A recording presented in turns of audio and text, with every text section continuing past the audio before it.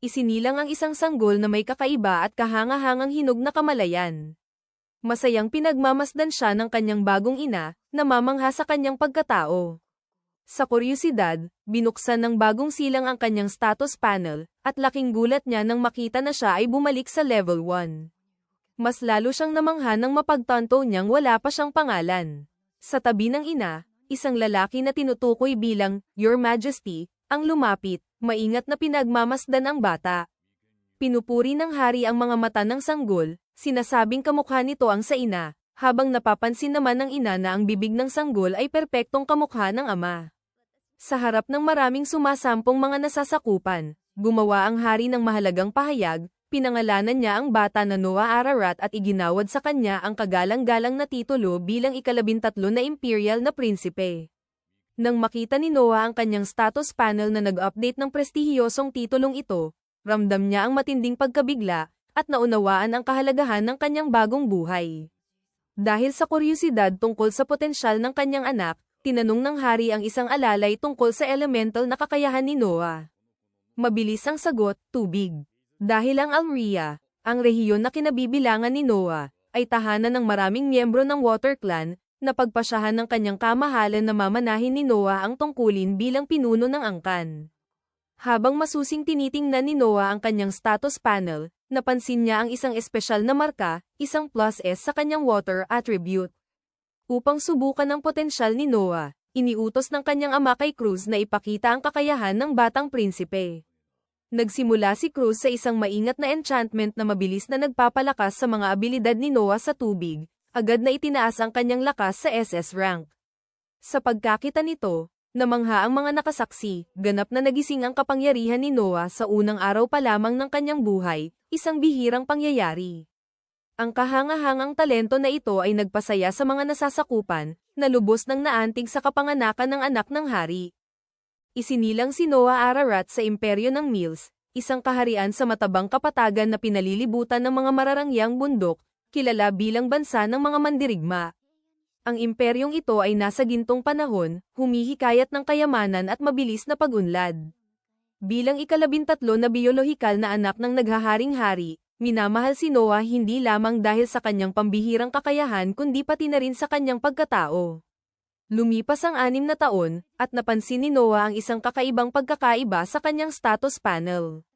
Habang nakikita ng lahat ang kanyang water attribute bilang SS, siya lamang ang nakakakita nito bilang SES, isang pinagsama-samang bonus na ibinibigay ng kanyang mga alalay. Ang S ay nagmula sa kanyang posisyon bilang pinuno ng Almria, at ang karagdagang mga enhancement ay galing sa kanyang mga kasambahay. Habang siya ay lumalaki at nagkakaroon ng mas maraming tapat na alalay, napagtanto ni Noah na maaari niyang pataasin ang kanyang level ng walang hanggan, isang natatanging pribilehiyo ng kanyang reinkarnasyon. Kahit 6 na taong gulang pa lamang, kapansin-pansin ang kilos ni Noah. Hindi tulad ng karamihan sa mga bata sa kanyang edad na abala sa paglalaro at kalokohan, nananatili siyang kalmado, mahinahon, at kahanga-hangang hinog. Naglalabas siya ng natural na aura ng pamumuno, na higit pa sa marami pang matatandang maharlika. Sa kabila ng mga katangiang ito, limitado pa rin siya ng natural na kakayahan ng isang bata, napipigilan ng edad ngunit hindi ng talino o determinasyon.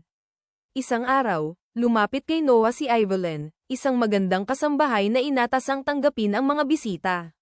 Ipinaalam niya na dumating na ang ika-2 at ika-4 na prinsipe para bumisita, at pinaalalahanan siyang kumain ng mahinahon upang maging handa sa kanilang pagdating. Alam ni Noah na kasama sa kanila ang Crown Prince, kaya ramdam niya ang bahagyang pressure, ngunit hindi siya natitinag, ipinanganak siya upang pasanin ang ganitong kalaking responsibilidad. Pagkatapos kumain, magalang na yumuko si Noah kina Albert Ararat, ang ika-2 prinsipe at Crown Prince, pati na rin kay Henry Ararat, ang ika-4 na prinsipe. Pinuri ng magkapatid ang perpektong pag-uugali ni Noah at sinabing posibleng maging isang kahanga-hangang punong ministro siya sa hinaharap. Pagkatapos, naghandog si Albert ng regalo para kay Noah. Pinapalo niya ang kanyang mga palad, senyales sa isang alalay na pumasok na may dalang mabigat at nakakatakot na kahon na naglalabas ng madilim at kahanga-hangang enerhiya. Halos mabigla ang alalay sa sobrang bigat nito at muntik nang mahulog. Nang buksan ang kahon, nabigla ang alalay sa isang nakakatakot na bisyon, Mga sigaw ng mga taong humihingi ng tulong, natatakot na sila ay kakainin. Sa loob ng bisyon, lumitaw ang isang espada, ang parehong espada na naroroon na ngayon sa silid. Nag-atubili si Noah, ramdam ang napakalakas na kapangyarihan ng sandata. Ipinilit ni Albert na kunin niya ito. Bagamat nag-aalangan, hindi pwede ng bata na tanggihan ang regalo mula sa Crown Prince. Nagpakatatag si Noah at hinawakan ng espada, na inihayag ni Albert bilang Leviathan, ang pinakamakapangyarihang water magic sword ng imperyo. Ipinaliwanag ni Albert na humigit kumulang 120 katao ang namatay sa pagtatangkang supulan ito, na nagdulot ng halo-halong paghanga at pangamba kay Noah. Gayunpaman, dahil sa kanyang SS rank na water attribute, ligtas niyang nagawang tiisin ang bigat at kapangyarihan ng espada. Bagamat bahagyang nagalit sa halos sadistikong pagsubok, nanatiling tahimik si Noah, batid ang panganib. Pinagmamasdan ni Henry ang pangyayari at nagtanong tungkol sa karunungan ng pagpapanatili ng isang napakapanganib na relikya sa isang bata. Tiniyak ni Albert na ang espada ay nararapat manatili sa isang karapat-dapat sa kapangyarihan nito, taglay ni Noah ang talento at potensyal upang magamit ito ng responsable. Noong gabing iyon, napansin ni Noah na tila may alalahanin si Zoe, isa sa kanyang mga kasambahay. Matapos ang paulit-ulit na pagtatanong, inihayag niya ang kanyang suliranin, isang kamakailang pagbaha ang winasak ang kanyang bayan, sinira ang mga pananim, at nag-iwan ng kanyang ina na walang trabaho. May ilang kamag-anak pa nga na nagmungkahi na magtrabaho siya sa isang bordelo upang matustusan ang pamilya. Nang marinig ito, agad na nakialam si Noah, at inalok ang ina ni Zoe ng trabaho sa mansyon na may sahod na 10 lins kada buwan, isang gawain na sobrang simple kaya siya ay namangha. Bukod dito, binigyan ni Noah si Zoe at ang kanyang ina ng isang ganap na kasangkapang bahay sa kanlurang bahagi ng lungsod. Lubos na nagpapasalamat, lumuhad si Zoe at umiyak habang nagpapasalamat. Napag-isipan ni Noah na kung magpapatuloy siyang magtrabaho sa bordelo, madudungisan ang kanyang titulo bilang ika-13 na prinsipe at inanunsyo niya na magsisilbi si Zoe bilang kanyang kasambahay habang buhay. Sunod, tinawag ni Noah ang kanyang butler na si Dylan, at inutusan siyang bumili ng maraming lupa hanggat maaari sa Dao, ang bayan ni Zoe na Binaha.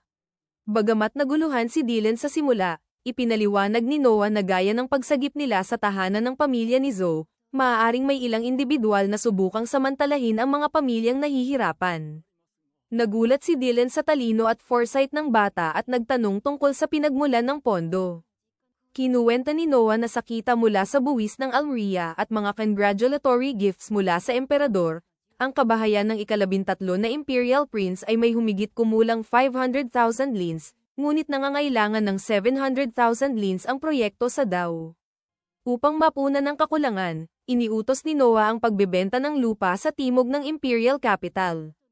Sa kabila ng posibleng parusa sa pagbebenta ng regalo mula sa emperador, binigyang diin ni Noah na mas mahalaga ang kaligayahan ng mga tao kaysa sa personal na panganib, ipinapakita ang walang pag-iimbot na asal na inaasahan sa mga maharlika. Kinabukasan, pinangasiwaan ni Noah ang paghahanda para sa pagbili ng lupa habang nagtataka si Henry kung kinakailangan pang dalhin ang Leviathan.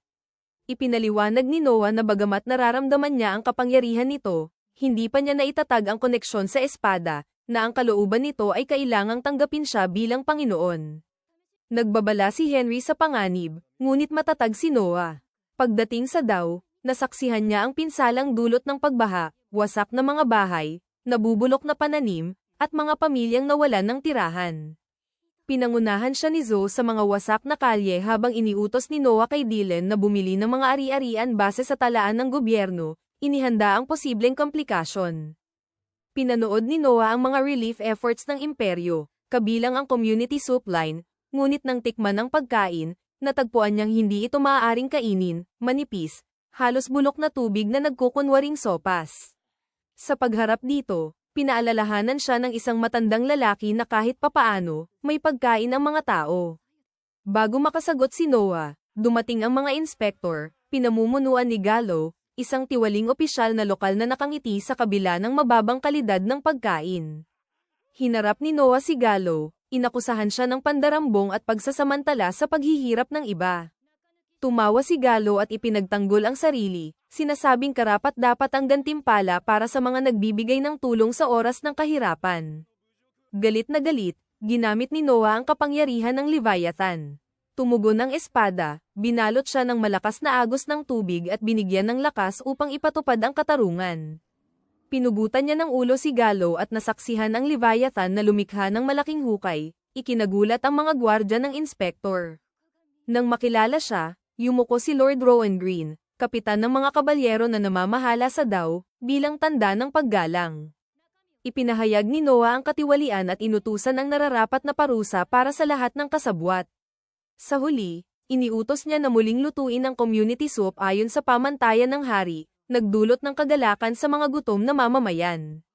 Umabot sa kaalaman ni Albert ang ginawa ni Noah, at napagtanto niyang taglay ng kanyang nakababatang kapatid ang pambihirang talento, kahit napasunod niya ang isang raid dog ng madali. Kinabukasan, nakatanggap si Noah ng summon mula sa emperador. Pagpasok sa throne room, inaasahan niya ang parusa dahil sa pagbenta ng lupa sa timog, ngunit sa halip ay pinuri siya sa pagpigil sa pagsasamantala sa panahon ng pagbaha sa Dao. Kinilala ang kanyang mastery sa Leviathan, kaya nagpa siya si Cruz na higit pang subukin ang kanyang kapangyarihan. Pagkatapos nito, nag-update ang status panel ni Noah, ipinapakita ang kanyang water attribute sa SSS rank, na nagpapatunay sa kanyang walang kapantay na kakayahan. Labis ang kagalakan ng emperador, tiyak na magpapatuloy si Noah na magdala ng malaking benepisyo sa imperyo. Sa susunod na sandali, lumitaw sa tanawin ng ilang distrito ng imperyo ng Miles, ang politikal, kultural, at pang-ekonomiyang puso ng bansa, na kilala bilang pinakamaliwanag at pinakamayayamang lupain sa buong mundo. Sa Reed Street, ayon kay Eunice, makakakita si Noah ng isang pagtatanghal ng musika. Upang masakliyan ang ginawa ng master para sa kanyang bayan, nagboluntaryo si Zoe na samahan siya. Pumasok sila sa isang teatro sa mismong pagsisimula ng pagtatanghal, isang batang babae na may rosas na buhok at malungkot na tingin ang kumakanta tungkol sa kung paano ang pag-ibig ay maaaring maging sakit. Naalala ni Noah na ang pangalan ng mga awit ay Alicia. Bagamat baguhan pa ang kanyang teknik, nagustuhan niya ito, dama ang sinseridad sa tinig ng dalaga. Biglang sumugod ang isang grupo ng kalalakihan sa teatro, winasak ang lahat ng makikita nila. Ang kanilang leader, isang matipunong lalaking kalbo, ay iniutos kay Alicia na itigil ang pagkanta, sinasabing sa ganitong kita, hindi niya kailanman mababayaran ang utang na iniwan ng kanyang ama. Ipinrotesta ng dalaga na ito lamang ang paraan upang mabayaran niya ang utang.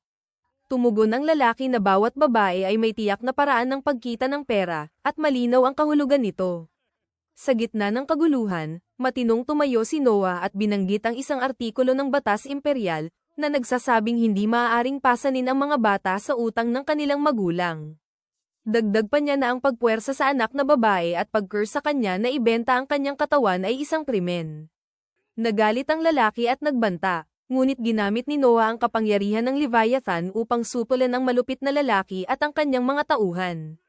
Nang maunawaan ng kalbo na siya ay mapapahamak kung magpapatuloy, tumakas siya, nangakong babalik.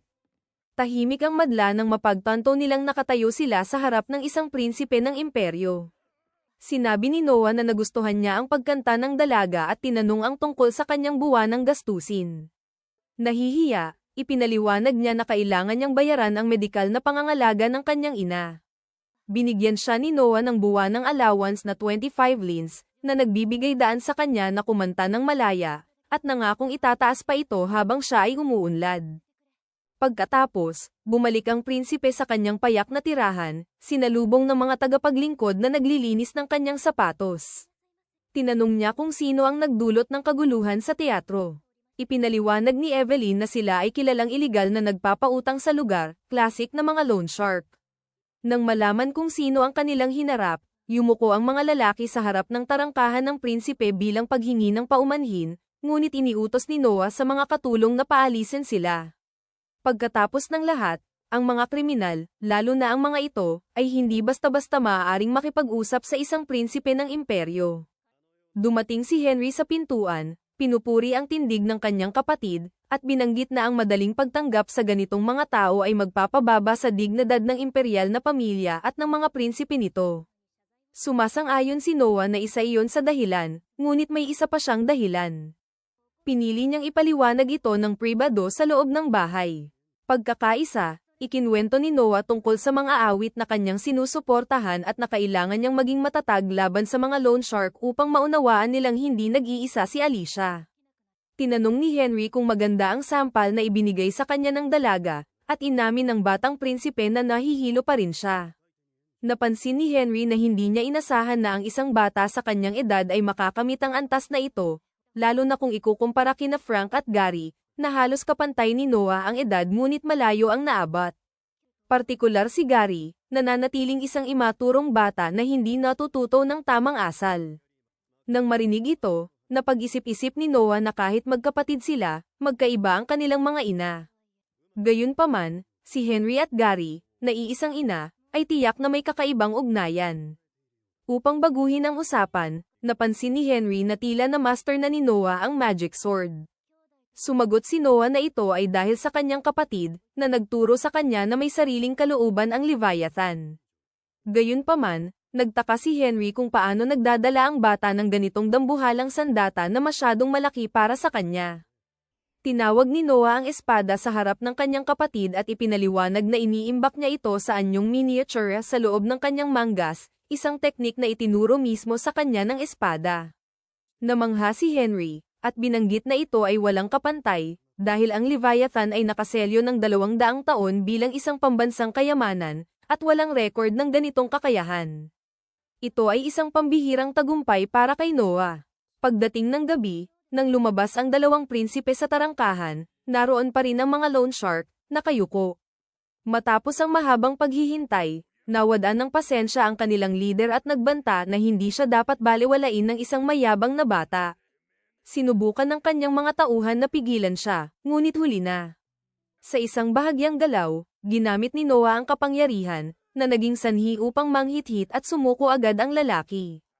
Tinanong ni Henry kung ano ang ginawa niya, at ipinaliwanag ni Noah na naglabas lamang siya ng bakas ng kapangyarihan ng Leviathan bilang dominasyon. Pinuri ni Henry ang kontrol ng bata sa magic sword. Ilang oras ang lumipas, sumagot si Noah sa isang paanyaya at sumakay ng karwahe patungo sa isang maluwang na estate, kung saan sinalubong siya ni Raydock. Pinangunahan siya patungo sa isang malawak na bulwagan na puno ng mga bisitang nakaayos ng maayos, pumapalakpak sa pagdating ng isa sa pinakakinikilalang anak ng hari. Kuryoso tungkol sa sandatang dala ni Noah, nagtanong si Raydock, at ipinaliwanag ni Noah na ito ang Leviathan, isang magic sword na ipinagkaloob sa kanya ng Crown Prince. Namangha ang buong bulwagan sa revelasyon, dahil ang Leviathan ay isang pambansang kayamanan na personal na ipinagkaloob ni Albert Ararat. Alam ng lahat na ang 13 prinsipe ang namumuno sa Almiri, kaya iniuugnay ng madla ang nasabing teritoryo sa espada na dala ni Noah. Sa gitna ng mga bulong-bulungan, biglang nanahimik ang bulwagan, na sinira ng isang lalaki na mapanuyang nagkomento na ang espada ay parang laruan lamang na umiilaw kapag pinindot. Tinitigan siya ni Noah. Itinanggi ng lalaki, ngunit alam ng Leviathan ang katotohanan. Agad na naglabas ng madilim na miasma ang espada, na nagpahirap sa hangin sa bulwagan at nagdulot ng takot sa mga tao. Iniutos ni Noah na itigil ang armas, sinasabi na kahanga-hanga ang katapatan, ngunit sobra na ito. Malinaw na ang espada ay tumugon sa insulto sa kanyang Panginoon. Sa kabila ng tensyon, pumalakpak si Raydock sa prinsipe, pinupuri ang napakalaking lakas ng pambansang kayamanan, at binanggit na ang lahat ng naroroon ay pinalad na maranasan ang kamatayan sa ilalim ng nakakahibang kapangyarihan ng kanyang kamahalan. Agad na nagpalakpakan ang mga bisita para kay Noah Ararat, na para bang hindi sila muntik mapahamak.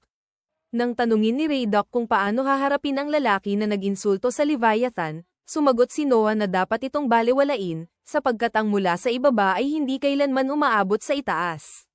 Ipinakilala rin sa kanyang kamahalan ng ilang mga bisita, kabilang ang kilalang mga ngalakal na si Lance Allison.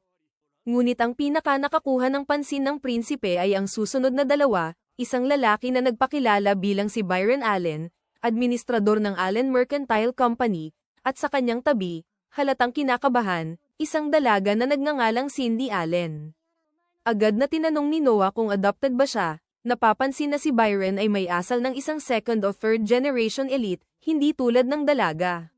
Napansin din niya na si Cindy ay dating alipin, dahil ang matalim at mapanuring tingin nito ay nagpapakita ng isang taong hinubog ng pagkaalipin.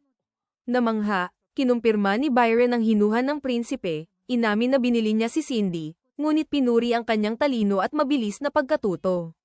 Sa kabila ng inaasahan ng mga ngalakal, humanga ang prinsipe dito at inanyayahan pa siya na bumisita sa kanyang mansion upang higit pang talakayin ang bata. Ang mga nakapaligid na bisita ay nag-react na parang nanalo si Byron sa loto, at napuno ng inggit ang bulwagan habang nakatuon ang lahat ng pansin sa mga ngalakal at sa kanyang anak nang sila'y umalis. Habang lumalabas, napansin ni Noah kay Raydock na may isa pang dahilan kung bakit alam niyang hindi tunay na anak ni Byron ang dalaga. Tuwing aabot ang prinsipe sa kanyang espada, agad na nakatutok ang dalaga rito ng buong pokus, pinatutunayan na mula sa unang senyales ng panganib, pinoprotektahan na ni Cindy si Byron.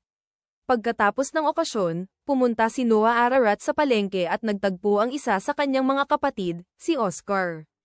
Nang makita si Noah na malaya, inimbitahan siya ni Oscar na maghanap ng mga kayamanan sa Cobalt Street, kung saan pinag-iipunan ang mga anti-gang mula sa buong imperyo, ilan ay may napakataas na halaga. Marami sa mga ito, gayunpaman, ay matatalinong peke, kaya kailangang maging maingat upang hindi makauwi na may murang imitasyon. Matapos ang mahabang paghahanap, sumuko si Oscar, dahil wala siyang natagpuang mahalaga. Samantala, bumili si Noah ng isang libro na pumukaw sa kanyang interes sa simbolikong presyong 3. Tinanong ni Oscar kung iyon na ba ang kayamanang kanilang hinahanap, ngunit sinabi ni Noah na siya'y nag-usisa lamang. Nang mas malapitan niyang tingnan, napagtanto ni Oscar na ito ay isang spell grimoire ng maalamat na mangkukulam na si Andrea, na maaaring nagkakahalaga ng humigit kumulang 1,000 lins. Tinanong niya kung paano nalaman ni Noah, ngunit ang totoo, hindi niya talaga alam, naramdaman lamang niyang lumakas ang kanyang wind magic nang hawakan ito. Sa sandaling iyon, napansin ni Noah na nanginginig ang kanyang espada sa loob ng manggas. Hinugot niya ang Leviathan at itinuro ito sa grimoire. Alam niyang tanging mga bagay na may sariling kalooban lamang ang kayang palakasin ang kanyang kapangyarihan, at tila ganoon nga sa libro. Gaya ng inaasahan, bumukas ang libro at naglabas ng isang anino na pinaniniwalaan ni Oscar na espiritu ng Wind Mage na naghahangad ng paghihiganti. Nakakatakot ang anyo nito na maaaring magpatakbo ng sino man palayo, maliban kay Noah Ararat. Hawak ang kanyang magic sword, ginamit niya ang kapangyarihan ng tubig nito upang madaling mapalayas ang espiritu. Habang nanatiling nanginginig, tinanong ni Oscar tungkol sa posibleng pinsala sa lungsod mula sa mahikang iyon. Ipinaliwanag ni Noah na itinaas niya ito pataas, upang walang masaktan, isang mabilis at tumpak na desisyon na lalo pang humanga sa kanyang kapatid. Sa sandaling iyon, yumuko ang isang anti-gang mangangalakal na si Alan Barsley sa harap ng mga prinsipe. Matapos masaksihan ang kontrol ni Noah sa mga mahiwagang artifact, sinabi niya na may espesyal siyang kayamanan na ipapakita sa kanya. Sinundan siya ni Noah at Oscar patungo sa kanyang tindahan, kung saan ipinakita niya ang isang singsing na sinasabing magpapakita lamang ng tunay na kapangyarihan nito sa karapat-dapat na may-ari. Inamin ni Barsley na ipinakita na niya ito sa maraming tao, ngunit wala pa ring nangyari. Pinaghihinalaan ni Noah na maaaring peke o walang silbi ang singsing, ngunit ipinaliwanag ni Barsley na sinubukan niya pa itong itapon, ngunit palaging bumabalik ang singsing sa tindahan, na nagpatunay na may kakaiba itong taglay. Dahil naniniwala siyang may kaugnayan si Noah sa mga hindi mapapamahalaang artifact, hinikayat siya ni Oscar na isuot ito. Nang gawin ni Noah, nagsimulang kumislap ang singsing at, sa tinig na siya lamang ang nakakarinig, ipinahayag ang pambihirang antas nito bilang SSS at kinilala si Noah bilang tunay nitong may-ari. Isang kulay abo na anyo ang kumalat sa katawan ng bata, bumubuo ng armor na walang dagdag na stat, ngunit umiiral bilang isang natatanging entity na may di mabilang na posibleng gamit. Nasiyahan, sinabi ni Noah na ipapadala niya ang bayad kay Alan, ngunit iginiit ni Oscar na siya ang magbabayad at magbibigay ng singsing, naniniwala na may espesyal sa kanyang kapatid na kailangang alagaan. Pagkatapos umalis sa tindahan ni Allen, sinamahan ni Oscar si Noah pauwi. Nang bumaba ang bata mula sa karwahe, umatake ang malaking kalbong loan shark, na naghintay ng tamang pagkakataon upang magbayad ng utang. Agad na tumugon si Noah, ginamit ang kapangyarihan ng singsing upang bumuo ng isang kalasag mula sa kakaibang material, pinipigilan ang paparating na suntok ng espada. Agad namang sinunggaban ng isa sa mga tagapaglingkod ni Noah ang pagkakataon, tinamba ang umaatake, at ikinulong siya. Tinanong ni Oscar kung paano nagawa ni Noah iyon, at ipinaliwanag ni Noah na inugnay niya ang singsing sa Leviathan, na kusang tumugon sa mapanganib na intensyon. Muli, namangha si Oscar kung gaano kabilis na master ng bata ang artifact. Pagkaraan, bumalik si Noah Ararat sa teatro kung saan niya unang nakilala si Alicia, ngayong naayos na ang loan shark. Naniniwala siya na sa wakas ay makakahanap na ng kapayapaan ang mga awit, tiyak na hindi na siya muling istorbohin ng lalaki. Ngunit malayo ito sa katotohanan. Dalawang lasing, halos wala ng malay dahil sa alak, ang umakyat sa entablado at nagsimulang mag-away para sa dalaga, tinitingnan siya na parang waitress na dapat maglingkod ng inumin habang malinaw na may ibang hangarin. Nang halos magsuntukan na sila, naglagay si Noah ng mahiwagang kalasag sa pagitan nila, at nang tumama sila rito, may basag na buto sa bawat kamay ng bawat isa. Hinugot niya ang kanyang espada, pinilas ang kanilang mga damit, at pinilit silang tumakas sa teatro na suot lamang ang kanilang panloob. Nang makita ang pagiging magulo ng mga costumer, iniutos ni Noah sa may-ari na ipagbawal ang ganitong mga lasing na pumasok. Nagdadalamhati ang may-ari, na sinasabi na halos sila ang buong madla na nagpapanatiling buhay sa lugar. Nang marinig ito, nagpa siya ang prinsipe na bilhin ang buong establishmento sa halagang 1,000 lins, isang halaga na labis na nagpabigat sa may-ari. Nagpasalamat si Alicia sa lahat ng ginawa niya at nagtanong kung paano niya maipapakita ang kanyang utang na loob. Sumagot si Noah na isang bagay lamang ang kanyang inaasahan, nakakantahin niya ng buong dedikasyon, upang isang araw, maging ang emperador mismo ay hanggang marinig ang kanyang tinig. Nagsimula na ang batang mga awit sa isang kanta na labis na tumimo sa damdamin ng madla.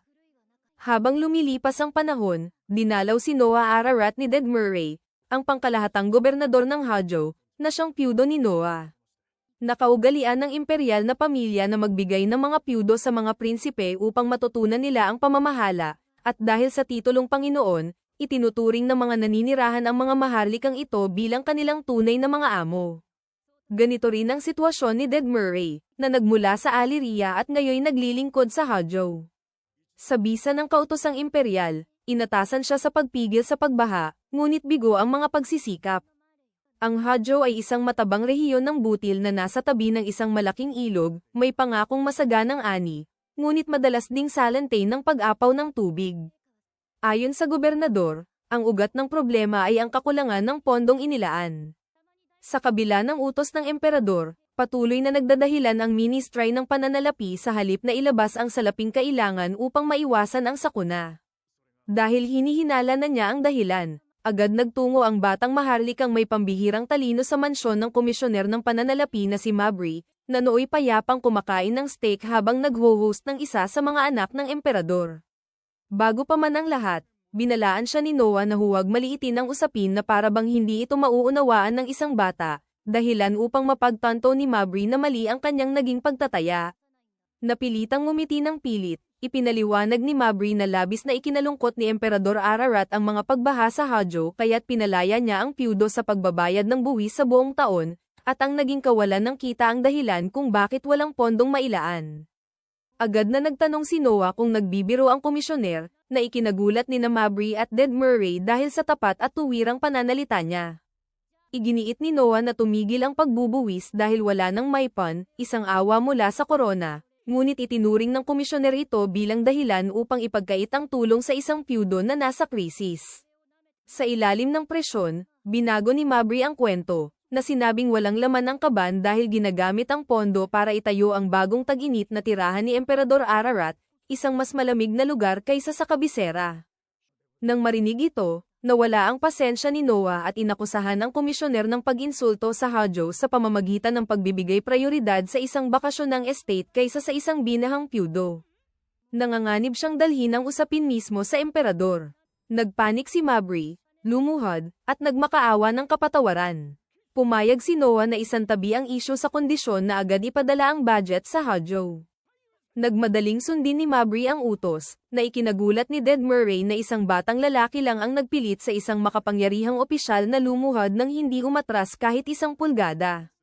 Humingi ng paumanhin ang gobernador sa pag-abala sa prinsipe at umalis upang tugunan ang mga baha gamit ang bagong inilabas na pondo. Habang umaalis si Ded Murray, nakatanggap si Noah ng imbitasyon mula kay Emperador Ararat. Sumagot siya sa tawag at pinuri ng kanyang ama sa paglutas ng sitwasyon sa Hajou. Nagulat si Noah na alam na ng emperador, lalo't bagong-bago pa lang ang pangyayari, at ipinaliwanag ng emperador na ang impormasyon ay isang sandata na dapat patuloy na hasain ng kanyang anak. Sumagot si Noah na ginawa lamang niya ang natural niyang nararapat gawin. Sumagot si Emperador Ararat na ang paggawa ng natural ay ang pinakamahirap na gawain sa lahat.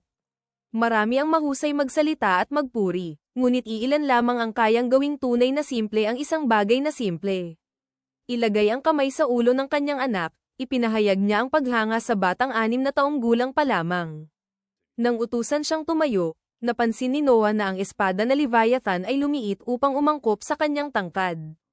Napagtanto niya na ang kanyang sariling mansyon ay bahagi rin ng network ng impormasyon ng emperador. Pinuri siya ng kanyang ama sa kakayahang kontrolin ng isang mahiwagang espada na may madilim na kasaysayan, na nagpapaalala kay Noah sa gala kung saan na-provoke ang Leviathan, na nagpakawala ng Macabrasma na muntik ng ikapos ang lahat.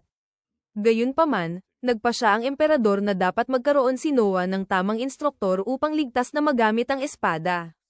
Tinawag niya si Damian Noble, ang pinakamahusay na espadachin ng imperyo, upang sanayin ang batang prinsipe. Sa gulat ni Noah, humiling si Damian ng isang duelo. Paalalahanan siya ni Emperador Ararat na bata pa ang kanyang anak, ngunit ipinaliwanag ni Damian na nais niyang husgahan ang talento, hindi ang teknik. Nang payagan, namangha si Noah sa bilis ng pamamaraan ni Damian upang kumbinsihin ang emperador. Sinabi ni Damian kay Noah na umatake ayon sa gusto niya, at agad na umatake ang bata. Sa sandaling iyon, bumalik sa loob ng Leviathan ang alaala ng mga dating nagmamay-ari nito. Matapos ang ilang palitan, pinamangha ni Noah ang lahat nang maalis niya ang sandata ni Damian. Inaasahan niya ang ganitong resulta mula sa isang mahiwagang espada na pinili siya, patunay na ang mga dating nagmana ng Leviathan ay pambihira. Nakakamangha, lumuhad si Damian Noble sa harap ng kanyang kagalang-galang na kamahalan at ipinahayag na wala na siyang ituturo pa sa bata. Bagaman taglay pa ni Noah ang lakas ng isang bata, ginamit niya ang purong teknik upang alisin ang sandata ng pinakamagaling na espadachin ng imperyo. Pinatunayan nito na taglay na ng prinsipe ang kakayahan ng isang maestro, at itinuring ni Damian Noble na mayabang ang akala niyang matuturo pa niya ang isang batang ganito. Nang marinig ito, tumawa si Emperador Ararat at itinalaga ang kanyang anak bilang punong tagasuri para sa taunang pagpili ng mga kabalyero ngayong taon. Namangha, yumuko si Noah sa harap ng pinuno at nangako na gagampanan ang tungkulin ng buong husay. Ang pagpili ng kabalyero ay isang malaking taunang kaganapan na kinabibilangan ng buong imperyo. Bilang isang bansa ng mga mandirigma, pinahahalagahan nito ang galing sa pakikipaglaban higit sa lahat, at itinuturing ang landas ng labanan bilang tanging paraan upang umangat.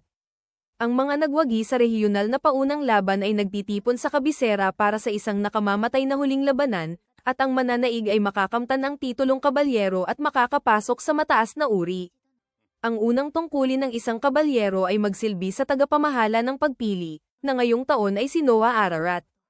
Ang pagkakaroon ng mga mahuhusay na kabalyero sa kanyang tabi ay tiyak na magpapatatag sa batang prinsipe. Tinanong ng emperador kung hahatulan ba ang mga kalahok base lamang sa lakas o pipiliin ang pinakamahusay sa kabuuan. Ipinahayag ni Noah na aalisin ang mga rehiyonal na paunang laban at ang buong pagpili ay gaganapin sa imperial na kabisera. Masyadong malawak ang imperyo upang subaybayan ang bawat rehiyonal na laban, at tumanggi siyang hayaang mawala ang natatanging talento. Pagkaraan, sa kanyang mansyon, habang inihahain sa kanya ni Zoe ang tsaa, tinanong ni Noah kung balak ng mga tao mula sa kanyang nayon na sumali sa pagpili ng kabalyero. Sumagot siya na oo, dahil ito ang tanging pagkakataon para sa mga karaniwang tao na umangat sa katayuan, kaya taon-taon ay nagpadala ang nayon ng kinatawan. Sinabi naman ni Noah kay Zoe na inalis na niya ang mga rehiyonal na paligsahan, kaya maaaring lumahok ang sino man nang hindi na dumadaan sa filter na iyon. Mukhang napawi ang alalahanin ni Zoe, ngunit may halong pag-aalinlangan. Nang pilitin siya ng kanyang Panginoon, inamin niya ang dahilan. Taon-taon ay isang kinatawan lamang ang ipinapadala ng Daud dahil magastos ang paglalakbay at pananatili sa kabisera. Ang nag-iisang kandidato ay umaasa sa donasyon ng mga taga-nayon, dahil dala niya ang pag-asa ng buong nayon, kaya't nagkakaisa ang buong bayan upang suportahan siya. Nang marinig ito, sinabi ni Noah na balak din niyang alisin ang hadlang na iyon, dahil layunin niyang masuri ang lahat ng posibleng talento nang walang nalalampasan. Nagpasya siyang sagutin ang lahat ng gastos para sa mga kandidato. Namangha si Zoe at nagbabala na magiging magastos ito, ngunit sumagot si Noah na hindi na kailangang magsimula mula sa wala. Tinawag niya si Dylan at inutusan siyang bilhin ang lahat ng bakanteng bahay sa imperial na kabisera. Kung hindi pa rin ito sapat, inutusan ng bata ang butler na magtayo ng mga dormitoryo. Pinag-utos din ni Noah kay Dylan na kontakin ang lahat ng negosyanteng kakilala niya at ipaalam ang pagpupulong sa prinsipe upang ayusin ang pagkain para sa mga kandidato. Pagkaraan, nang makipagkita kay Byron Allen at suriin ang inaasahang gastos sa pagkain para sa mga pagsusulit, napansin ni Noah na mas mababa ang kabuuang halaga kaysa sa inaasahan. Ipinaliwanag ng mga ngalakal na nag-alok siya ng espesyal na presyo dahil ang kahilingan ay nagmula sa ika-13 prinsipe. Tuwirang sinabi ni Noah na ang ganitong diskwento ay hindi ibinibigay ng kusa, na ikinahihiya ni Byron Allen dahil mali ang kanyang pagtataya sa Panginoon dahil sa edad nito. Gayunpaman, ipinaalam ng mga ngalakal na kasabay ng pagpili ng kabalyero, magkakaroon din ng pagsusulit para kumuha ng mga tagapaglingkod sa palasyo, at nais niyang malaman ang mga ugali ng mga matagumpay na kandidato. Ipinagpalagay ni Noah na balak ni Byron Allen na magpadala ng babae sa palasyo, sumagot siya na ang pagkakaroon ng isang tao doon sa ilalim ng kontrol ng isang mga ngalakal ay magbibigay ng mabilis na akses sa impormasyon, at mas malaki pa ang benepisyo kung inutusan ni Emperador Ararat ang babaeng iyon na magpalipas ng gabi kasama niya. Ang labis na pahayag ay nagpaiyak sa mga ngalakal sa takot. Idinagdag pa niya na ang bayad ay nabayaran na ng maaga. Nangako si Noah na gagawin lamang niya ang rekomendasyon kung ang kandidato ay isang babaeng tunay niyang kinikilala. Matapos maresolba ang usapin, lumuhad si Byron Allen sa harap ng prinsipe, naniniwalang siya ang perpektong patron para sa ganitong kahilingan. Humiling siya ng pahintulot na ilagay ang crest ng ika-13 prinsipe sa kanyang tindahan, isang malinaw na deklarasyon ng pagsunod. Bago pumayag, binalaan ni Noah na hindi niya kailanman pinapatawad ang pagtataksil. Noong gabing iyon, habang umaalis sa kanyang karwahe, pinag-isipan ni Noah kung paano ang pagkakaroon kay Byron Allen sa ilalim ng kanyang utos ay isang mahalagang hakbang patungo sa mas malaking kapangyarihan. Naputol ang kanyang pag-iisip nang mapansin niyang bumaba ang kanyang water status, kaya't hininala niyang may problema sa Almeria. Inutusan niya si Zoe na sabihan ng kotsero na diretso na patungo sa palasyo upang makipagkita kay Emperador Ararat. Pagdating niya, naramdaman na ng emperador ang kaguluhan sa Almeria, hindi sa pamamagitan ng tiyak na impormasyon, kundi sa mga senyales na kanyang napansin, tulad ng pagkumpirma ni Noah na may problema nga. Isang lingkod ang bumulong ng ulat sa emperador. Natutuwa sa intuwisyon ng kanyang anak, ibinahagi ng pinuno na may naganap na rebelyon sa Almeria at hiniling kay Noah na hatulan ang tindi nito. Pinaniwala ni Noah na ang pagbaba ng kanyang water rank mula SS hanggang S, na tila hinati sa dalawa, ay sa katotohanan ay isang antas lamang pababa sa lahat ng lebel. Mula rito, napagpasyahan niyang limitado ang saklaw ng rebelyon. Pinagtibay ng emperador ang sagot, ipinaliwanag na ang pag-aalsa ay kinasasangkutan ng humigit kumulang 5,000 katao, ang laki ng isang maliit na hukbo na ngayon ay naglalakbay sa pyudo ni Noah. Tinanong naman ni Emperador Ararat kung balak ng bata na harapin ng mag-isa ang mga rebelde. Sumagot si Noah na imposibleng gawin iyon, sapagkat siya ay bata pa at hindi pamilyar sa larangan ng digmaan, na maaaring magdulot ng pagtanggi ng mga bihasang sundalo sa isang walang karanasang commander. Kung isang prinsipe ang manggaguna sa kampanya, dapat ito ay isa sa kanyang mga kapatid. Bagaman nagulat sa pagtanggi, at sa kabila ng kalmadong pagsusuri ni Noah, tinanong ng emperador kung sino ang inirerekomenda niya sa halip. Pinangalanan ni Noah si Henry, ipinaliwanag na dahil sa laki ng pag-aalsa, kinakailangan ang mabilis na pagpigil, at ang kanyang kapatid, bilang pinakamatipid at maingat sa mga prinsipe, ang pinakamainam na kumilos ng tiyak. Pumayag ang emperador at iniutos na tawagin si Henry. Di naglaon, umalis ang 21 taong gulang na ika-4 na prinsipe Henry sa karwahe kasama si Noah. Tinanong ni Henry kung bakit hindi siya mismo ang kumuha ng pagkakataon, na binanggit na pinahahalagahan ng bansang mandirigma ang ganitong mga pagkakataon. Sumagot si Noah na ang sitwasyon ay biglaan at hindi ganap na nauunawaan, At kahit makaligtas siya, maraming sundalo ang mamamatay sa ilalim ng kanyang pamumuno. Sa sandaling iyon, naramdaman ni Noah ang isang presensya sa pamamagitan ng Leviathan at iniutos na huminto ang karwahe. Nakita niya ang sarili bilang tunay na target, kaya tumanggi siyang isali ang kanyang kapatid. Kaagad, pinalibutan sila ng mga nakahod at armado na kalalakihan, na bumuo ng patibong sa paligid gamit ang magic ng tubig. Nakilala ni Noah ang mga ito bilang mga rebelde mula sa Almeria. Isang umaatake ang nagtangkang lapitan siya, ngunit agad na tinamba ng espada ni Noah sa isang hampas. Gayunpaman, ang natitirang mga umaatake ay sumugod sa ika-13 prinsipe, na nagpasimula ng buong labanan na madaling hinawakan ni Noah Ararat. Sa paggamit ng Leviathan, napigil niya ang bawat kalaban hanggang sa huling isa ay bumagsak. Pagkatapos nito, pinuri ni Henry kung gaano kabilis ang paglago ng kanyang kapatid sa maikling panahon. Napansin niya na ang puwersa ng mga rebelde ay sinasabing pangunahing binubuo ng kabalyero at hindi niya inaasahan ang mga mandirigmang tulad ng mga ito. Nagtaka naman si Henry kung mas matalino sanang kumuha ng impormasyon mula sa mga umaatake. Ipinaliwanag ni Noah na wala siyang pumatay sa kanila, sa halip ay iniwan niya silang walang malay. Pagkatapos niyang patumbahin sila, ginamit niya ang takot na dala ng Leviathan, alam niyang maaaring kitilin ng mga rebelde ang kanilang sariling buhay bago tanungin. Naalala ang sinabi ni Henry tungkol sa karamihan ng rebelde na kabalyero, napansin ni Noah na mahina ang Almeria sa produksyon ng mga kabayo para sa digmaan.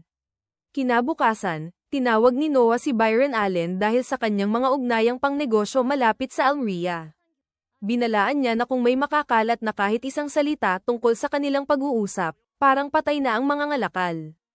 Ipinaliwanag ni Noah ang rebelyon at ang posibilidad na umaasa ng malaki ang kaaway sa kabalyero.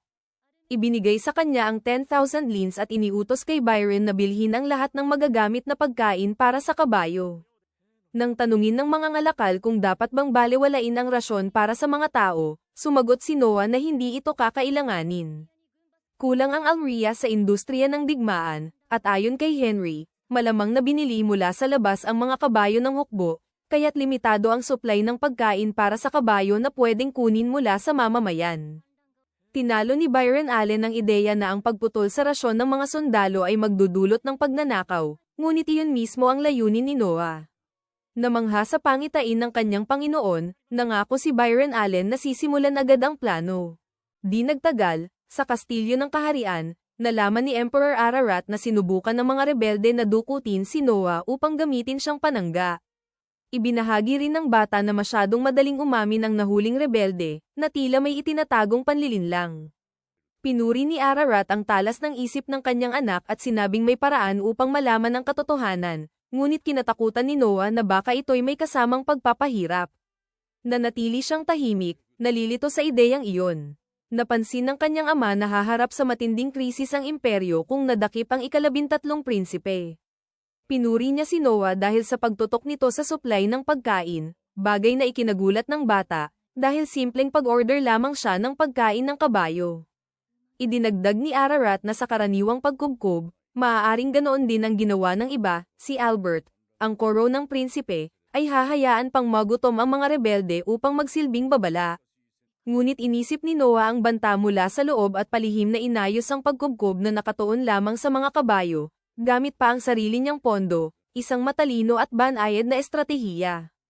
Humanga ang emperador sa talino ng kanyang anak kaya pinayagan niya itong magdagdag ng espada sa kanyang coat of arms. Napamaang si Noah habang iniisip ang karangalang iyon, sa Mills Empire, ang espada ay simbolo ng dangal ng isang mandirigma, at ang paggamit nito sa sagisag ng walang pahintulot ng Supreme Leader ay maaaring maghatid ng kamatayan. Sa wakas, iniutos ni Emperor Ararat kay Cruz na maglabas ng isang kautusan, at nagpahayag ng pasasalamat si Noah. Pagkaalis niya, nakasalubong niya si Byron Allen, na nagsabing limitado lamang ang dami ng naprosesong butil na maaaring dalhin bilang pakain.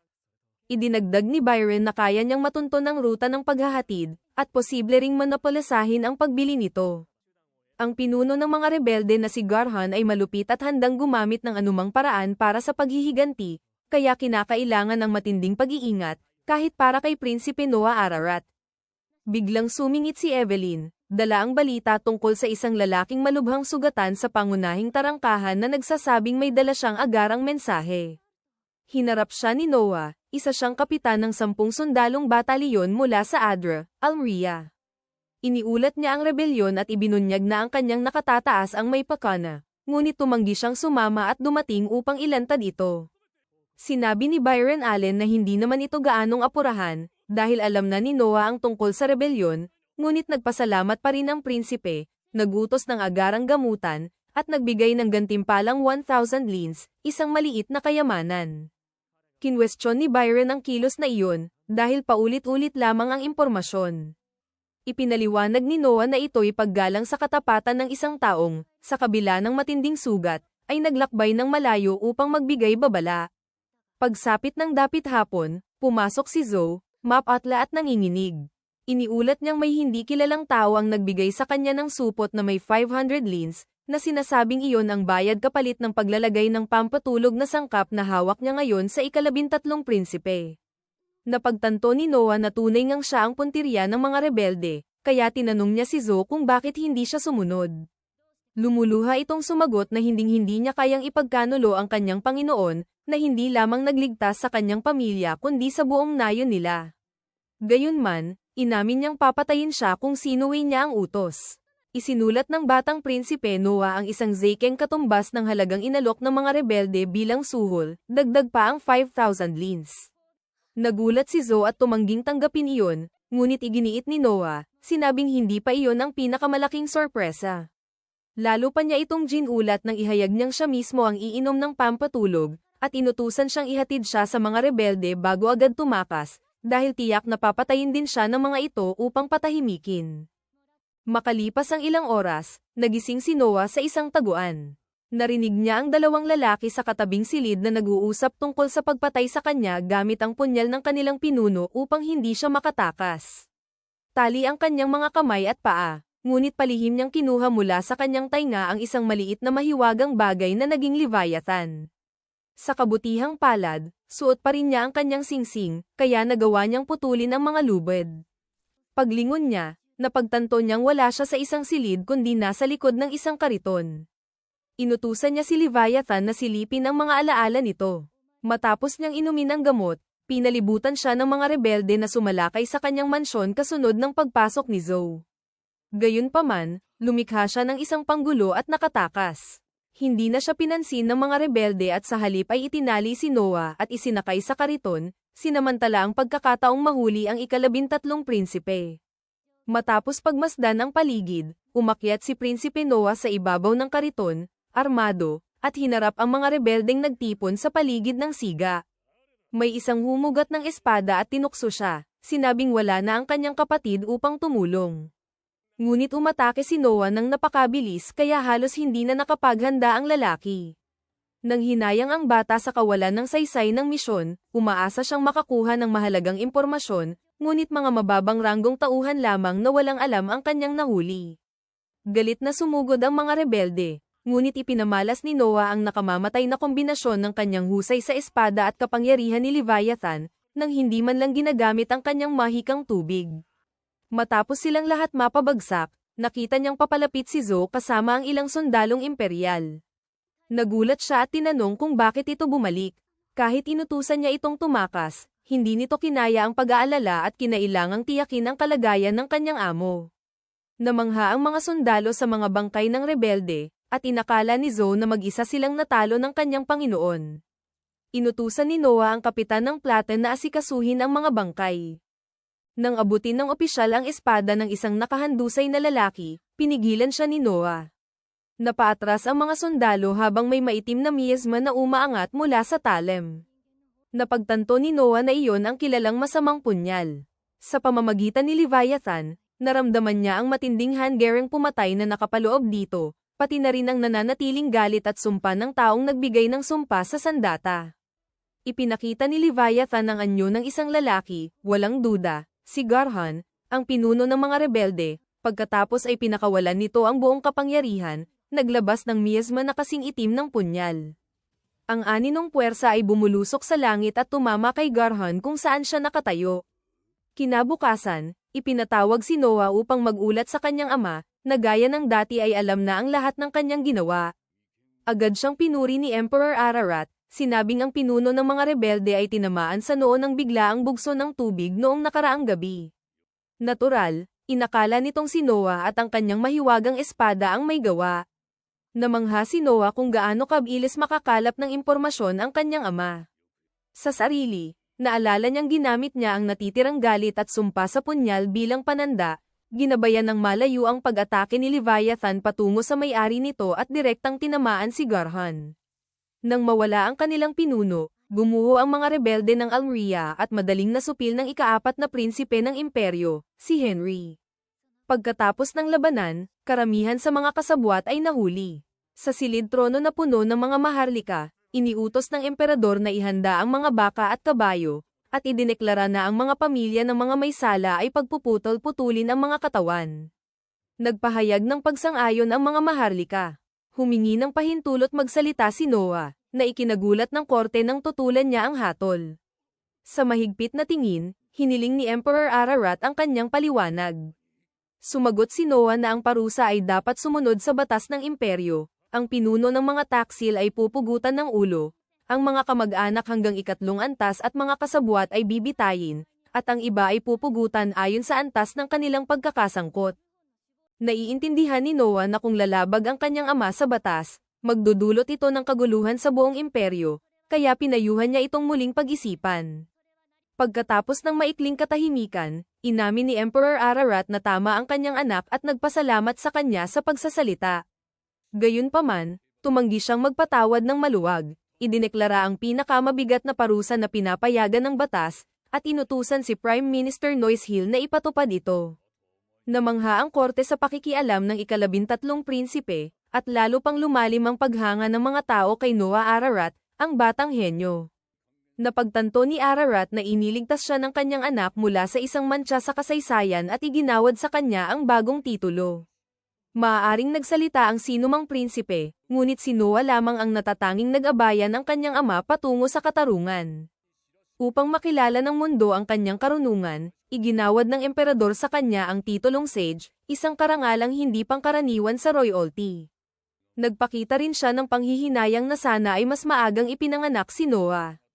Pinuri ng korte ang Imperial Prince Noah, the Sage, habang kumakalat ang balita tungkol sa nalalapit na pagpili ng mga kabalyero.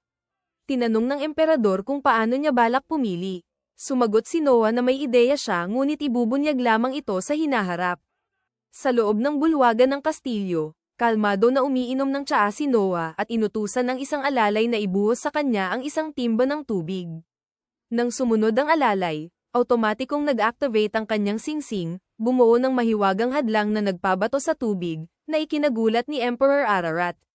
3 alalay pa ang muling sumubok, at sa bawat pagkakataon, pinrotektahan ng singsing si Noah. Matapos mapatunayan ang kanyang konsepto, ipinaliwanag niya na sa pagpili ng mga kabalyero, susubukan siyang atakihin ng mga kandidato habang sinusukat niya kung hanggang saan ang kayang abutin ng bawat isa. Napagtanto ni Emperor Ararat na ang metodong ito ay magpapagaan sa pasanin ni Noah at tutulong sa kanya na tiisin ang mahahabang pagsubok, ngunit nagbabala rin siya sa panganib, ang isang sapat na malakas ay maaaring makabasag sa hadlang. Tiniyak ni Noah na handa siya. Dahil nagtitiwala sa paghuhusga ng kanyang anak, hindi na tumutol ang emperador at pinuri ang talino ng bagong sage. Mamaya, sa isang liblib na bahagi ng palasyo, binanggit ni Prime Minister Noishill na ang hayagang pagsabi na sana ay mas maagang ipinanganak si Noah ay mapanganib. Hindi sumang-ayon si Ararat. Hindi lamang nagbigay si Noah ng matalinong payo kundi natalo pa ang isang pinuno ng rebelde nang hindi man lang pumasok sa labanan, isang di pangkaraniwang tagumpay. Bukod pa rito, napatunayan na ang kanyang mahiwagang espada ay may nakakatakot na kapangyarihan. Sa harap ng hagdan, iniutos ni Emperor Ararat kay Cruz na kunin ang kabaong na nakapatong sa itaas. Ayon sa alamat, ang tunay na selyo ni Leviathan ay hindi dapat sirain, ngunit marahil ay kayang baguhin ni Noah ang kapalarang iyon. Habang lumilipas ang panahon, sa wakas ay dumating ang pinakahihintay na araw, ang engranding pagpili ng mga bagong kabalyero ng Mills Empire. Sa sinaunang wika, ang Mills ay nangangahulugang mandirigma, Patunay kung gaano nila pinahahalagahan ang husay sa pakikidigma. Dahil ang galing sa armas lamang ang daan para umangat sa buhay sa sariling kakayahan, taon-taon ay dinudumog ito ng napakaraming tao. Ngunit kakaiba ang taon na ito. Isang prinsipe ng imperyo ang nagsisilbing pinuno ng pagpili, isang bagay na hindi pa kailanman nangyari. Dahil dito, mas lalo pang dumami ang nagtipon upang makita ng personal si Noah Ararat. Nang tawagin ang susunod na kalahok, agad siyang sumugod at umatake gamit ang espada. Habang kalmadong umiinom ng tsaa, hindi man lang natinag si Noah habang bumuo ng harang ang kanyang mahiwagang kagamitan. Kahit ilang ulit pa siyang hampasin, nananatiling matatag ang kalasag. Sa huli, ang espada ng umaatake ang nabasag. Mula sa malayo, napansin ni Cruz na mas masigla ang seleksyon ngayong taon kaysa dati. Ngunit para kay Emperor Ararat, resulta lamang ang mahalaga. Ang araw na ito ay para pumili ng mga kabalyero, at sabik siyang makita kung sino ang pipiliin ng kanyang anak. Sumunod, isang kalahok ang nagpakawala ng salamangkang apoy patungo sa prinsipe. Nilamon ng apoy ang bata kaya napakapit ang mga tao sa kaba. Ngunit sa kabila ng matinding pagsisikap ng salamangkero, isa pang mahiwagang harang ang nagprotekta sa batang henyo, at nanatili siyang walang pinsala. Habang papalubog ang araw, napagtanto ni Noah Ararat na wala pang tunay na namumukod tangi, at unti-unting sumisingit ang kanyang pag-aalala. Nagtapos ang pagsubok ngayong araw sa huling kalahok, isang mandirigmang nakasuot ng buong baluti na pilit pinapakalma ang sarili sa mabagal na paghinga. Maya-maya, sumugod siya kay Noah Ararat. Sa pagkakataong ito, tumagos ang kanyang talam sa harang ng singsing. Determinadong wasakin ito, lalo pa siyang dumidiin, binibiyak ang kalasag hanggang sa mabasag ito sa pira-piraso. Dahil sa lakas ng atake, nasugatan niya ang braso ng prinsipe, at agad na sumugod ang dalawang gwardya upang dakpin siya. Iniutos ni Noah na pakawalan siya at tinanong ang kanyang pangalan. Nakayuko at umaasang mapaparusahan ng mabigat, nagpakilala siya bilang Shirley Grants. Sa gulat ng lahat, agad siyang idineklara ng prinsipe na pasado. Kalaunan, personal siyang binisita ng batang pantas sa kanyang bahay at tinanong kung kanya ang magandang baluti. Sinabi ni Shirley na ito ay pamana ng kanilang pamilya, ipinasa sa maraming henerasyon. Pagkatapos, inamin niyang hindi niya maintindihan kung bakit siya pumasa matapos ang ganoong kalaking pagkakamali. Diretsahang binanggit ni Noah ang kasalanan, ang pagkasugat sa prinsipe ng imperyo, ngunit pinaalala niyang siya mismo ang nag-utos ng pag-atake. Inutusan niya si Shirley na tumayo at muling umatake upang patunayan ang kanyang pagsunod. Sumunod siya, pinakalma ang paghinga, at muling sumaksak. Hinarang ito ng kalasag ng singsing, at halos hindi man lang gumalaw. Ipinaliwanag ni Noah Ararat na kung tunay niyang nanaisin, maayos niyang maipagtatanggol ang sarili. Sa madaling salita, pinayagan niyang masugatan siya. Ang pinakapundasyon ng isang kabalyero ay pagsunod, at nais niyang patunayan ang katapatan ni Shirley, kung tatama ba siya ng buong intensyon kapag inutusan. Sa parehong pagkakataon, sumunod siya. Dahil dito, nanunumpa si Shirley Grants ng ganap na katapatan kay kanyang kamahalan, ang prinsipe ng imperyo. Naaliw sa kanyang matigas na pagbati, tiningnan ni Noah Ararat ang kanyang katayuan at napansin na pinakamalaki ang pag-angat ng kanyang kakayahan. Sa sandaling iyon, pumasok si Zoe kasama si Guto Chloe, ang manggagamot ng korte na nakatalaga upang suriin si Noah. Natagpuan niya itong labis ngunit naintindihan ang kanilang pag-aalala. Pagkatapos ng pagsusuri, kinumpirma ng doktor na ang sugat ay hindi tumama sa buto o litid. Napansin ang paghanga ni Shirley, tinanong siya ni Noah kung bakit. Sinabi niya na wala silang doktor sa kanilang nayon, kaya hindi pa niya nakita kung paano gamutin ng ganito ang mga sugat. Nang tanungin kung paano nila inaalagaan ang may sakit, ipinaliwanag niya na ang matanda ay nagdarasal lamang at tinataboy ang karamdaman. Napansin ng doktor na karaniwan ng ganitong gawain sa mahihirap na nayon. Dahil mabilis ang pagsasanay ng manggagamot sa pamamagitan ng pag-aaprenta, iniutos ni Noah ang kanyang unang utos, dalhin ang pinakamatalinong mga bata mula sa kanyang nayon upang maging alagad ni Guto Chloe.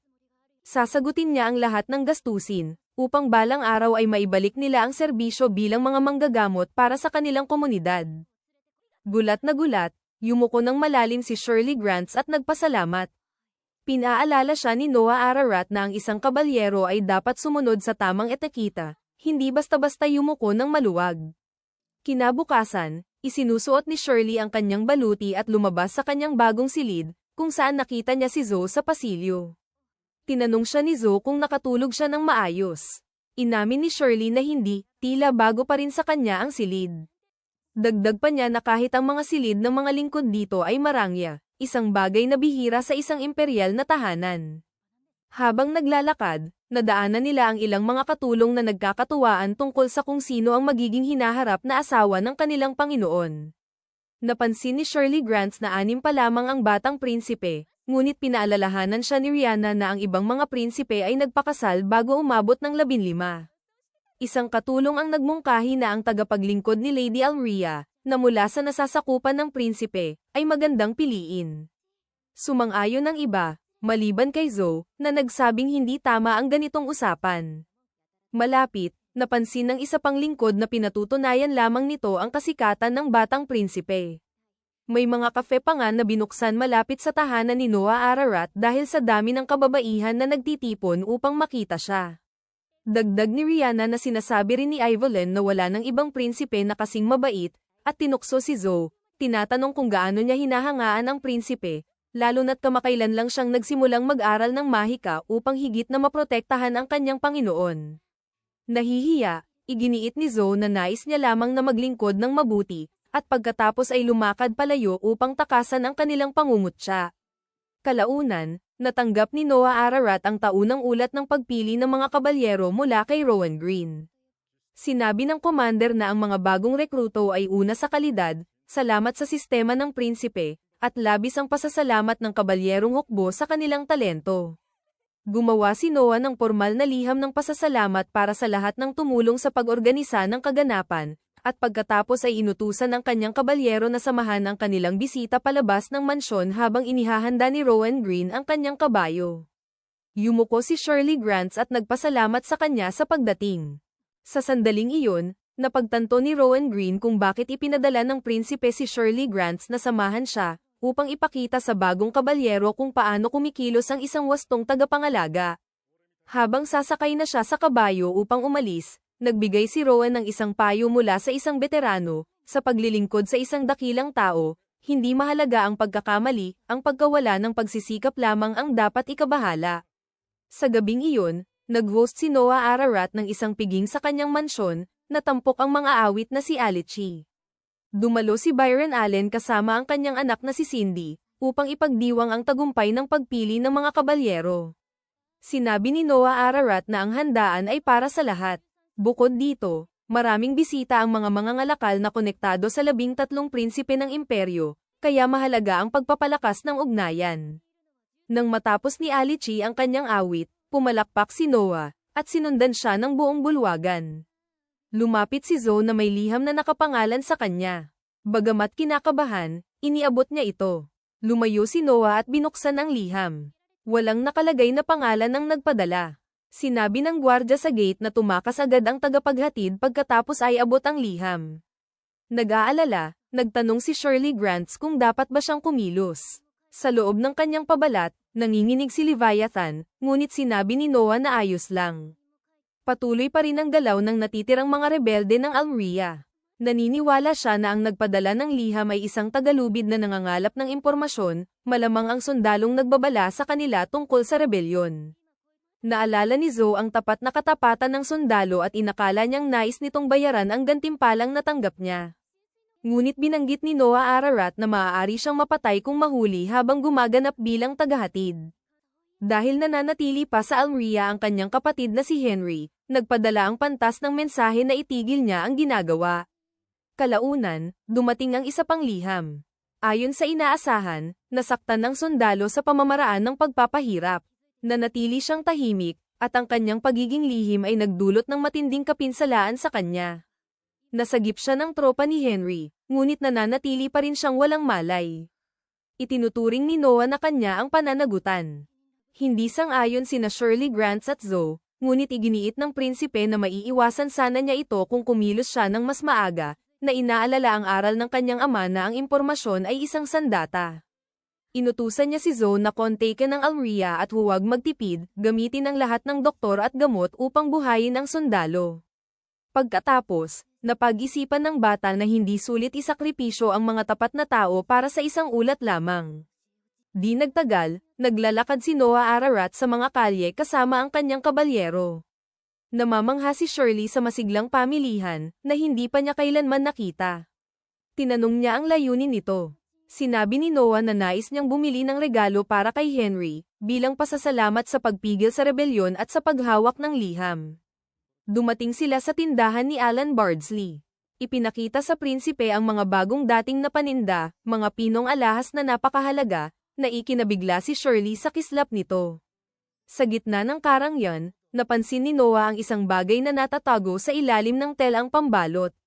Nang tanggalin ito, lumitaw ang isang walang kapintasan na estatwang gawa sa salamin, nilikha ng isang bihasang alagad, isang bihirang piraso na iniwan ni Lindsay.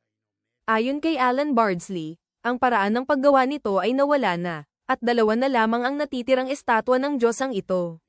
Binayaran ni Noah Ararat ito ng 10,000, kasama ang bonus para sa paghahatid ng higit pa sa kanyang inaasahan. Biglang pumasok ang ikawalong prinsipe ng imperyo, si Oscar Ararat, nang marinig niyang naroroon ang kanyang kapatid. Nang makita niya ang estatwa, agad niyang nakilala ang gawa ni Lindsay. Pag-aari niya ang isa pang piraso, ang pangalawang estatwang binanggit ng mga ngalakal. Tahimik ang buong tindahan. Walang pag-aatubili, inangat ni Noah Ararat ang estatwa at inihagis sa sahig, na winasak ang napakahalagang salamin.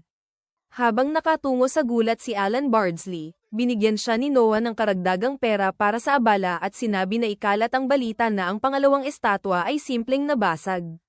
Pinuri ni Oscar ang talino ng bata. Dahil iisa na lamang ang natira, tataas ang halaga nito. Sinabi niya na ang ganitong pangitain ay kadalasang dumarating lamang kapag may sariling nasasakupan na ang isang tao. Pagkatapos, umalis ang ikawalong prinsipe. Kailangan pa rin ni Noah ng regalo para kay Henry. Nasa sabik sa kita, naghahanap si Alan Bardsley ng isa pang bagay na karapat-dapat sa pantas. Papunta na sa dapit hapon, matapos iwan ang tindahan, napansin ni Noah na tila balisa si Shirley Grants at tinanong kung ano ang problema. Inamin niya na ang paglilingkod sa kanya ay puno ng sorpresa. Kahit ngayong araw, bagamat naunawaan niya ang loika, nananatili itong isang kayamanang napakahalaga. Gayunpaman, nakikita ni Noah Ararat ang estatwa bilang isang bagay lamang, hindi isang tunay na kayamanan para sa prinsipe ng imperyo. Ang mga naglalagay ng kanilang buhay sa panganib para maghatid ng impormasyon, nagsisikap upang matugunan ang inaasahan, at nanunumpa ng katapatan kay Noah Ararat, ginagawa ang lahat upang maglingkod, iyan ang tunay na kayamanan. Isa si Shirley Grant sa kanila. Nang marinig ito, labis na naantig si Shirley at nanumpa siyang susunod sa kanyang Panginoon habang buhay. Para sa batang pantas, iniisip lamang niya ang pag-iipon ng mas maraming ganitong kayamanan hanggang sa araw na siya'y mamanahin sa trono. 6 na taon ang lumipas, naglalakad si Noah Ararat sa gitnang bulwagan ng mansyon. Yumuyuko ang mga katulong habang siya'y dumaraan. Kasama sina Shirley Grants at Zoe, patungo sa karwahe sa harap ng mansyon ang 13 prinsipe ng Mills. Mag-isang nakaupo si Noah sa hapag-almusal habang pinagsisilbihan siya ni Zoe, ngunit nakatuon ang pansin niya sa bagong katulong na si Jiggy, na abalang nakatanaw sa bintana. Tinanong niya kung may problema. Sumagot si Jiggy na hanggang ngayon, matapos ang 3 araw, tuloy-tuloy pa rin ang pila ng mga taong may dalang regalo para sa kaarawan niya. Naiintindihan ni Noah kung bakit siya naguguluhan, at sinabi ni Zoe na noong nakaraan, isang buong linggo dumating ang mga regalo. Nataranta si Jiggy sa narinig. Ipinaliwanag ni Noah na hindi niya maaaring tanggapin na lang basta ang lahat. Kailangan niyang isa-isahin at alista ang bawat regalo at ang nagpadala nito, isang trabahong mabigat at matrabaho. Kaya ipinagkatiwala niya ito sa isa sa pinakaasahang katulong, si Evelyn, kaya nakakapagpahinga siya ng kaunti. Pagkatapos kumain, nagtungo si Noah sa punong tanggapan ng Ministry of Military Affairs, dahil personal siyang inatasan ng emperador na magtrabaho roon. Pagdating niya, sinalubong siya ng ministro ng militar, ang ika-4 na prinsipe, si Henry, kasama ang isang kabalyero. Bago magsimula, sinabi ni Henry na nakatanggap sila ng utos imperial na magpadala ng hukbo sa pamumuno ni Knight Captain Reyes upang supulan ang rebelyon sa timog ng imperyo. Ang mga barbarong naghihimagsik ay sobra ang tiwala at malulupit, kaya balak nilang durugin ang mga ito gamit ang buong lakas ng hukbo. Ngunit nais muna ni Henry ang opinyon ni Noah bago kumilos. Makatwiran ang plano, kaya tumingin siya kay Reyes, direktang tauhan ni Henry at isang kabalyerong maraming beses nang napatunayang mahusay sa digmaan. Naniniwala si Noah na mapagkakatiwalaan siya sa misyon. Pero bago iyon, nagtanong siya kung ilang sundalo ba talaga ang isasama nito. Napawisan si Reyes at nag-atubiling sumagot. Naiinis si Henry at agad humingi ng paliwanag. Lumuhad si Reyes at humingi ng tawad, ngunit pinakalma siya ni Noah at sinabing hindi ito seryoso. Ipinaalala niya kay Henry na ang mga general ay tumatanggap ng pondo mula sa korte batay sa dami ng sundalong dala. May ilan na isinasama pati mga mangangalakal at katulong sa talaan para lumaki ang pondo at may maibulsa sila. Muling nag-apologize si Reyes habang nagngangalit si Henry sa kanyang kasakiman, ngunit pinahupa sila ni Noah. Sinabi niyang karapatan ni Reyes na kumuha ng dagdag na tauhan para tumulong sa hukbo at maaari siyang kumuha ng maliit na bahagi mula sa pondo. Napagtanto rin ni Henry na kung maisasama ang mga disundalo, maaari nilang ay pakitang mas malaki ang hukbo at takutin ang kalaban. Pinuri niya si Noah sa pagtuklas sa pandaraya ng tauhan at kung paano pa ito makakatulong sa digmaan. Ngunit sinabi ni Noah na hindi nila magagamit ang paraang iyon ngayon, dahil iniutos ng emperador ang perpektong tagumpay at bawal magkamali. Tinanong niya si Reyes kung ilan ang naitalang disundalo. Sagot ng takot na kabalyero, humigit kumulang 2,000 ang naisama niya. Iniutos ni Noah na agad punan ni Reyes ang kulang at kumuha ng kapantay na bilang ng tunay na sundalo. Wala itong nagawa kundi sumunod. Pagkatapos, nagsulat si Noah ng liham para sa Ministry of Finance at ipinabigay iyon kay Reyes. Dahil dito, makatatanggap siya ng pondong katumbas ng 2,000 sundalo para sa iba't ibang gastusin, at maaari niyang angkinin ang halagang iyon. Nalito ang kapitan kung bakit siya binibigyan ng pera sa kabila ng katiwalian. Malamig na sagot ni Noah na kapalit ng dagdag na pondo, dapat niyang maghatid ng perpektong tagumpay. Humanga si Henry sa paraan ni Noah sa paghimok sa mga tauhan gamit ang lahat ng posibleng paraan. Habang pauwi sila, tinanong niya ang nakababatang kapatid kung nakaranas na ba ito ng digmaan. Umiling si Noah at sinilip ang kanyang stats, nasa level 1 pa rin dahil hindi pa siya lumalaban sa tunay na labanan. Sa imperyo, karamihan sa mga prinsipe at prinsesa ay maagang namamatay. Bagaman sakit ang opisyal na dahilan, kadalasan ay pinapaslang sila ng kapwa maharlika para sa kapangyarihan. Kaya itinuturing na mahalaga ang mga batang dugong royal at hindi pinapadala sa digmaan hanggat hindi ganap na adulto, maliban kung direktang utos ng emperador. Sinabi ni Henry na 12 na si Noah at dapat makatikim ng tunay na laban. Sumagot si Noah na pupunta siya sa digmaan sa oras na iutos ng emperador. Dagdag ni Henry, hindi siya mahihirapan dahil hawak niya ang maalamat na mahiwagang espada.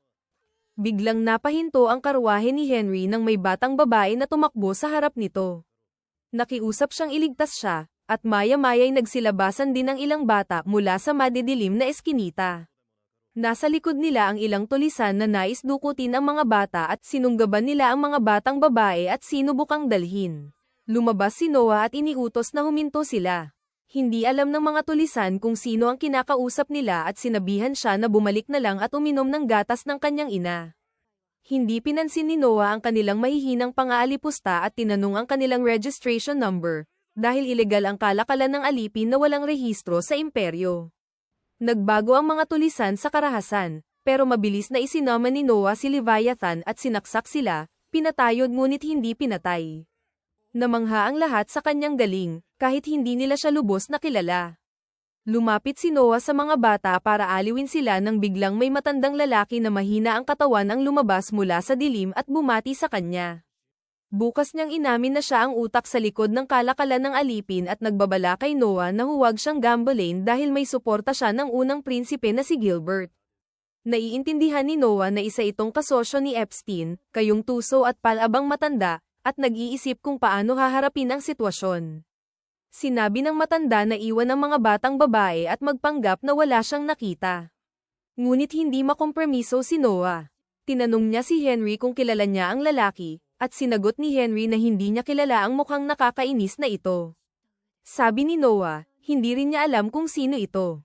Habang sinusubukang ipaliwanag ng matanda ang sarili, ginamit ni Noah ang cursed energy ni Leviathan upang patalsikin siya. Mataas ang tinig ni Noah nang ideklara na kahit ang mga walang pangalan na salbaha ay nag-aangking nagtatrabaho para sa unang prinsipe ngayon. Sabi niya, maaaring maloko ang karaniwang tao, pero hindi siya at ang kapatid niya. Naniniwala ang publiko sa sinabi ni Noah nang may isang lalaki na makakakilala sa kanya bilang matalinong prinsipe. Iniutos ni Noah sa mga sundalo na dalhin ang mga tulisan sa tirahan ng unang prinsipe at ipaalam na ginagamit nila ang pangalan nito ng ilegal. Samantala, dinadala niya ang mga bata sa kanyang bahay para aliwin, gaya ng posibleng ginawa ni MJ noon. Humanga si Henry sa mabilis na pag-iisip ni Noah at ipinaliwanag niya na kung totoong nagtatrabaho ang mga lalaki para kay Gilbert, hindi niya sila pwedeng patayin. Pero hindi rin pwede hayaan ng tao na manood ang isang prinsipe ng ilegal na kalakalan ng alipin at walang gawin. Kaya ginawa niyang peke ang mga ito at dinala kay Gilbert, na malamang ay itatapon ang mga ito bilang pabigat. Pagdating ng gabi, habang kumakain sina Noah at Henry, dumating ang butler na may dalang mahalagang balita. Tinanong ni Henry kung ano ang nangyari, at sumagot si Noah na dumating ang mensahero mula sa unang prinsipe, si Gilbert, tungkol sa mga nahuling tulisan. Nagpasalamat si Gilbert sa paghuli sa mga impostor na gumamit ng kanyang pangalan at sinabi na inihanda na niya silang dalhin sa korte para parusahan, pero uminom sila ng lason at nagtapos ang buhay nila. Wala talagang nakakaalam at si Gilbert mismo ang pumihil sa kanila. Tinanong ni Noah si Henry kung talagang nagpapatakbo si Gilbert ng ilegal na kalakalan ng alipin, at sinagot ito ng oo. Sinabi ni Henry na namumuhay si Gilbert sa marangyang paraan at nagsasayang ng pera ng walang kabuluhan, kaya tiyak may ilegal na negosyo siya. Hindi rin masisisi ni Noah ang nakatatandang kapatid sa pagsasayang ng pera, dahil kahit unang prinsipe, anak siya ng isang concubine at hindi kailanman magiging susunod na emperador. Naisip ni Noah na ang kalakalan ng alipin at mga pribadong ari-arian ni Gilbert ay takip lamang sa mas madilim at mapanganib na balak. Namangha si Henry kung gaano kabilis na unawaan iyon ng 12 taong gulang niyang kapatid. Kinabukasan, sinabi ni Noah sa mga batang iniligtas niya na inayos niya ang lahat at malaya na silang umuwi. Ngunit wala silang tahanan dahil sila mismo ay ipinagbili ng kanilang pamilya. Naiintindihan ni Noah na kung babalik sila, muling ipagbibili sila. Kaya, nagpasya siyang alagaan sila. Iniutos niya sa butler na ayusin ang kanilang mga kwarto at trabaho, at kung may nais mag-aral, dapat din itong asikasuhin. Nagulat ang pinuno ng mga babae at tinanong si Noah kung bibilhin ba niya sila. Sagot niya, hindi siya bumibili, malaya silang umalis kahit kailan. Pero kung mananatili sila, hindi niya papayag ang may pagtataksil. Pinayuhan sila ng butler na pasalamatan si Noah at dinala sila. Habang pinapanood silang umalis, naalala ni Noah ang kanyang pilosopiya na ang tao ay kayamanan, at naalala niya ang isang bagay na matagal na niyang nais gawin. Tinawag niya si Evelyn sa opisina at nagsimula itong magulat na nakolekta na lahat ng regalo niya sa kaarawan. Sinabi ni Noah na alam na niya iyon at inihila ang isang sobre sa harap niya. Nagtaka si Evelyn at sinabi ni Noah na aalisin siya sa kanyang serbisyo upang maging opisyal ng gobyerno na mamamahala sa isang rehiyon sa kanyang teritoryo. Hindi alam ni Evelyn kung paano tutugan sa promosyon mula katulong patungong alkalde. Sabi ni Noah, siya ang pinakamatalino sa kanyang mga katulong at ang simpleng paglilingkod sa kanya ay sayang sa kanyang talento. Handa na sanang tanggihan ni Evelyn ang promosyon para magpatuloy sa paglilingkod kay Noah, ngunit sinabi niya na kung maging mahusay siyang administrador, pupurihin siya ng mga tao sa kanyang mahusay na pagpili ng talento.